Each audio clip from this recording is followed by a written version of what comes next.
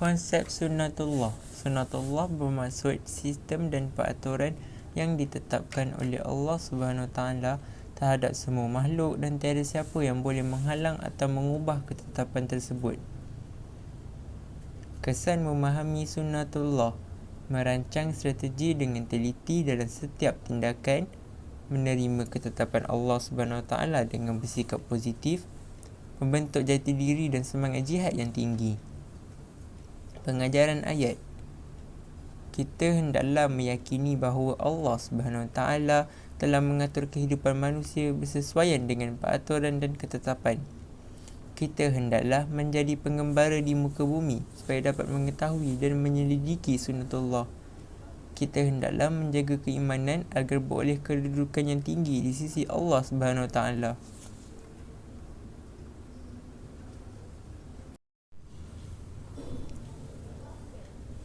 Cara menjaga kesucian Islam: memperkasakan program keilmuan berbentuk bimbingan di semua lapisan masyarakat, mencontohi kepribadian mulia Rasulullah SAW, meningkatkan kualiti ibadat fardu dan sunnah, mengamalkan tuntutan amar ma'ruf nahi mungkar. Kesan mempersendakan agama: boleh membatalkan iman, tidak dipandang oleh Allah SWT di akhirat, tidak mendapat kejayaan di dunia dan di akhirat. Pengajaran ayat: kita hendaklah menjauhkan diri daripada golongan yang mempersendakan agama. Kita hendaklah sentiasa memberikan peringatan kepada orang yang mempersendakan agama berpandukan Al-Quran dan As-Sunnah.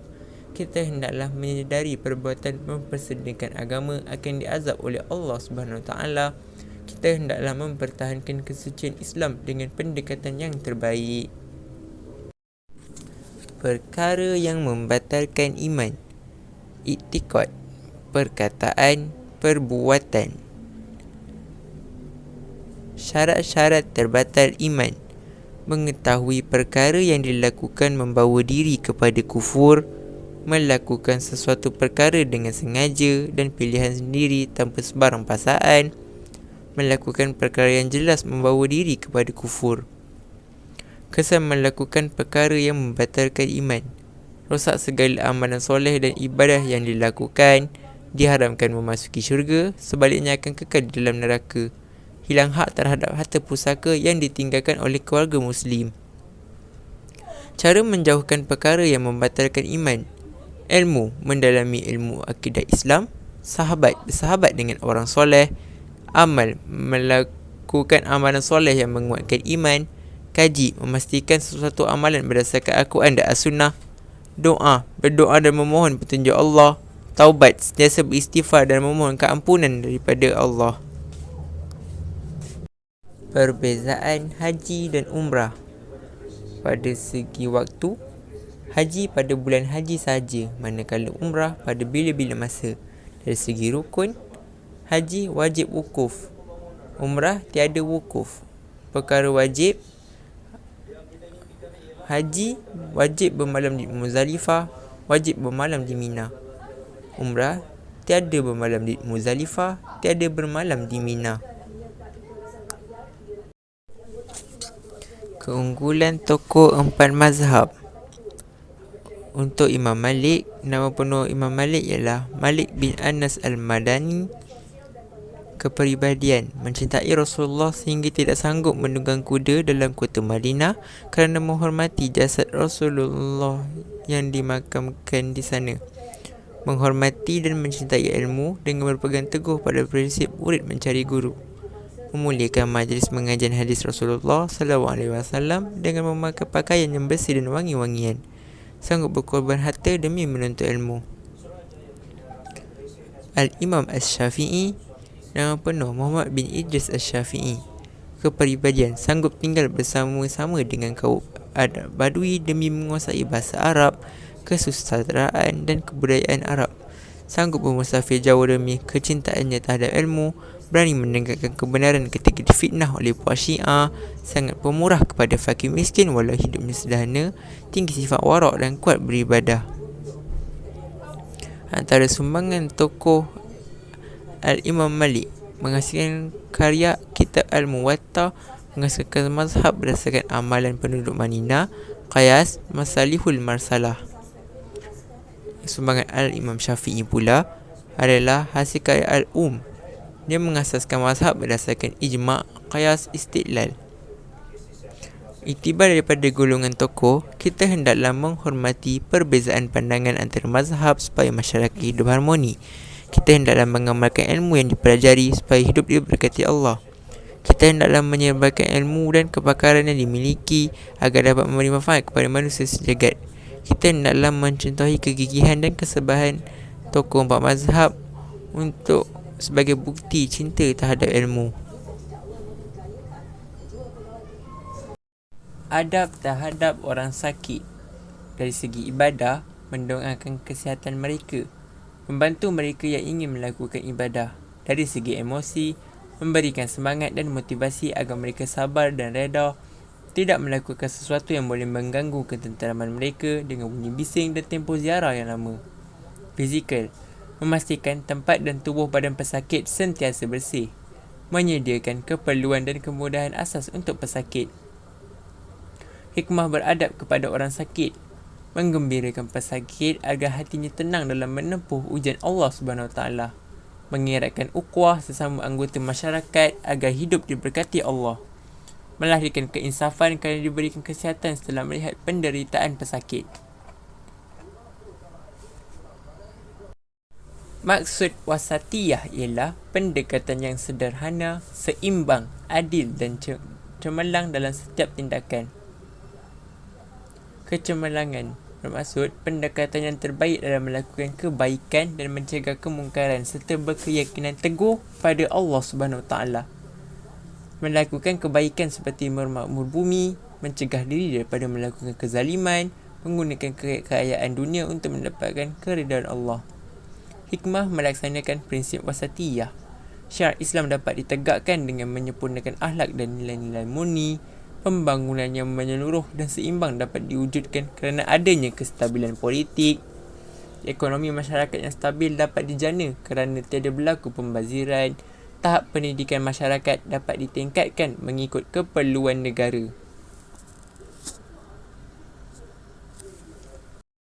Maksud fiqh aulawiyah, mengutamakan perkara yang sepatutnya didahulukan berdasarkan prinsip syarak. Prinsip asas dalam fiqh aulawiyah, bersumberkan dalil syarak, mengutamakan perkara yang diutamakan oleh syarak, mengambil kira keperluan semasa dan setempat, mengutamakan keperluan atau manfaat bersama berbanding dengan manfaat peribadi, mengambil kira tahap keupayaan individu.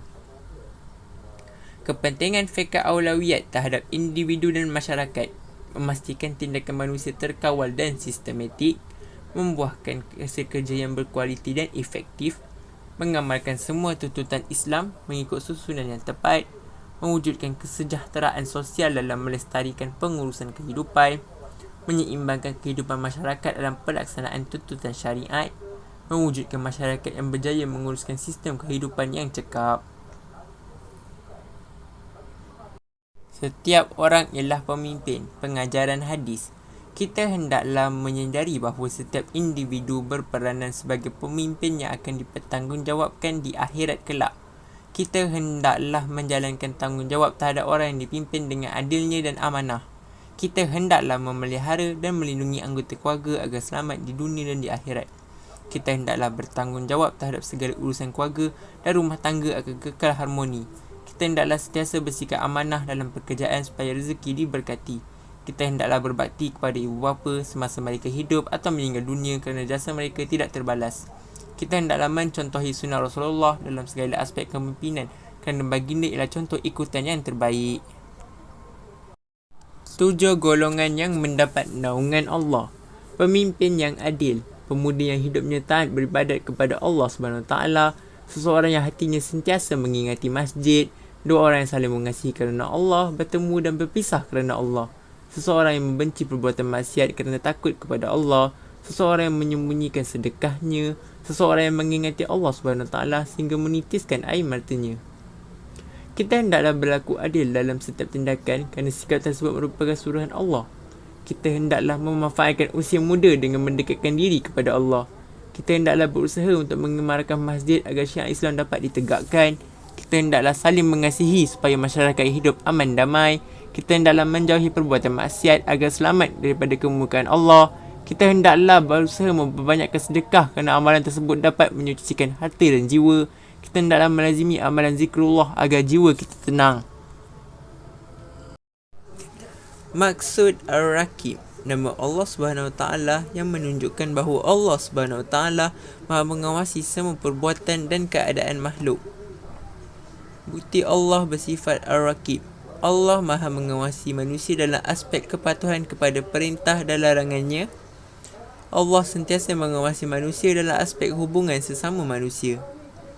Maksud Asy-Syahid, nama Allah Subhanahu Wa Taala yang menunjukkan bahawa Allah Maha menyaksikan segala perbuatan dan mendengar segala ucapan serta tiada sesuatu pun yang tersembunyi daripadanya. Bukti Allah bersifat Asy-Syahid. Allah menjadi saksi perutusan Rasulullah ke atas umatnya. Allah Maha menyaksi dan menghitung segala amal perbuatan manusia. Allah sahaja yang menjadi saksi atas segala perkara yang nyata atau yang tersembunyi. Allah menjadi saksi pembohongan orang-orang munafik. Ahli akidah ahli sunnah wal jamaah.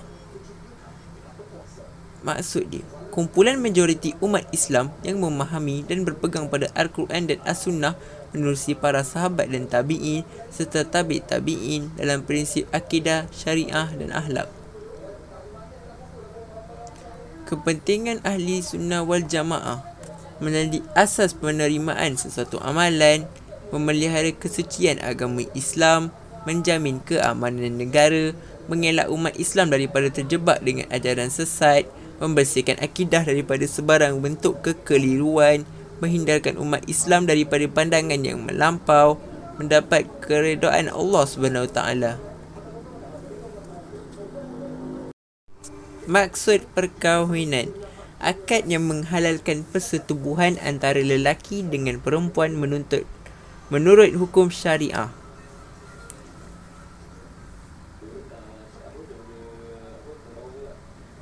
Rukun nikah, bakal suami, bakal isteri, wali, 2 orang saksi, lafaz akad nikah. Wali bermaksud orang yang mempunyai kelayakan untuk menikahkan pengantin perempuan. Syarat wali, lelaki, Islam, baligh, berakal, merdeka, tidak dalam keadaan ihram haji atau umrah, tidak dipaksa diwalikan. Susunan wali, bapa, datuk sebelah bapa dan ke atas, adik-beradik lelaki seibu bapa, adik-beradik lelaki sebapa, hakim. Sebab perpindahan wali nasab kepada wali hakim, tidak mempunyai wali nasab. Wali nasab berada jauh melebihi 2 marhalah. Wali hilang dan tidak dapat dikesan. Saudara baru mu'allaf yang tiada wali nasab yang layak. Anak tidak sah taraf, wali dalam ihram haji atau umrah, wali enggan mewalikan pernikahan, wali sendiri yang hendak berkahwin dengan perempuan tersebut dan tiada wali yang lain yang setaraf.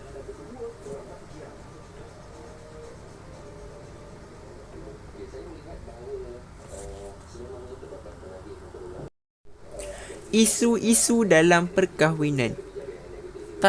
Talak bermaksud pembubaran perkahwinan oleh suami dengan lafaz talak yang jelas atau qiyas. Fasakh bermaksud pembubaran perkahwinan melalui kuasa hakim dengan sebab-sebab tertentu. Iddah, tempoh masa yang perlu dilalui oleh seorang isteri selepas pembubaran perkahwinan atau selepas kematian suami. Hukum wajib, larangan semasa iddah. Menerima pinangan lelaki lain secara pinang atau qiyas, keluar daripada rumah yang disediakan suami kecuali untuk keperluan yang dibenarkan syarak, berhias diri kecuali wanita yang dalam iddah raj'i. Situasi: belum putus haid 3 kali suci, telah putus haid 3 bulan hijrah, belum pernah disetubuhi, tiada iddah, sedang hamil sehingga melahirkan anak, bercerai atau mati 4 bulan 10 hari. Kerajaan Utsmaniyah. ketokohan Sultan yang terkenal Osman bin Turgul. Sumbangan mengisytiharkan kemerdekaan Anatolia daripada Kerajaan Saljuk, mengasaskan Kerajaan Utsmaniyah. Muhammad Al-Fatih bin Murad.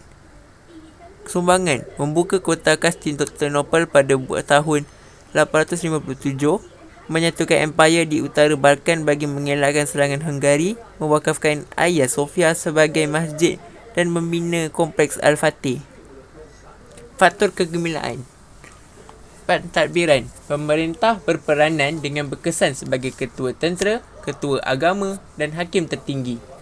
Pemerintah menyelaraskan pemerintahan dan keagamaan dibantu oleh pegawai pentadbiran. Keilmuan. Menjadikan masjid sebagai pusat perkembangan ilmu, menaik taraf dan membina institusi masjid. Sosial. Penjagaan kebajikan rakyat, mewujudkan suasana harmoni dalam masyarakat, sistem wakaf yang sistematik. Ketenteraan. Semangat jihad yang tinggi dalam kalangan tentera, menjaga kebajikan tentera dengan menyelaras sistem kenaikan pangkat, imbuhan dan kelengkapan senjata. Faktor kemerosotan. Teknologi ketenteraan yang ketinggalan berbanding dengan kuasa barat sehingga kalah dalam peperangan. Kemerosotan ekonomi dan beban hutang negara yang tinggi. Gerakan yang menuntut kemerdekaan daripada wilayah-wilayah menyebabkan negara tidak stabil. Kelemahan sistem pendidikan menyebabkan kekurangan tenaga mahir untuk membangunkan negara.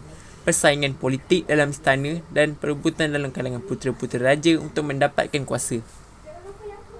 Iktibar daripada pemerintahan Kerajaan Utsmaniyah. Kita hendaklah memilih pemimpin yang berwibawa supaya urusan pentadbiran berjalan lancar. Kita hendaklah sentiasa memperbanyakkan penerakan ilmu agar mampu bersaing di peringkat antarabangsa. Kita hendaklah sentiasa menghayati semangat cinta akan negara agar rela berkorban mempertahankannya daripada ancaman. Kita hendaklah sentiasa berpegang pada ajaran Islam supaya hidup diberkati Allah. Kita hendaklah menolak campur tangan asing untuk menjaga kedaulatan negara. Sikap kerendahan hati kepada Allah SWT dan sesama manusia. Itu ialah maksud tawaduk. Hikmah tawaduk membentuk insan yang bertakwa kerana sentiasa mengamalkan sifat mahmudah, dikasihi masyarakat kerana tidak bersifat sombong, membentuk keluarga yang harmoni kerana saling menghormati antara satu sama lain, mendapat kedudukan yang mulia di sisi Allah, membudayakan sifat merendah diri demi kepentingan Islam, membentuk insan yang bertakwa kerana sentiasa mengamalkan sifat mahmudah. Maksud istiqomah, ketakatan yang berterusan dalam melaksanakan kesuruhan Allah dan menjauhi larangannya. Cara memiliki sifat istiqomah, sentiasa memuajahada melawan hawa nafsu, sentiasa berdoa memohon bantuan Allah, sentiasa membaca dan mengambil iktibar daripada kisah para Rasul, sentiasa muhasabah diri agar ikhlas dan sabar, sentiasa mempelajari ilmu dengan istiqomah, sentiasa berkawan dengan rakan yang berdisiplin dalam melakukan kebaikan.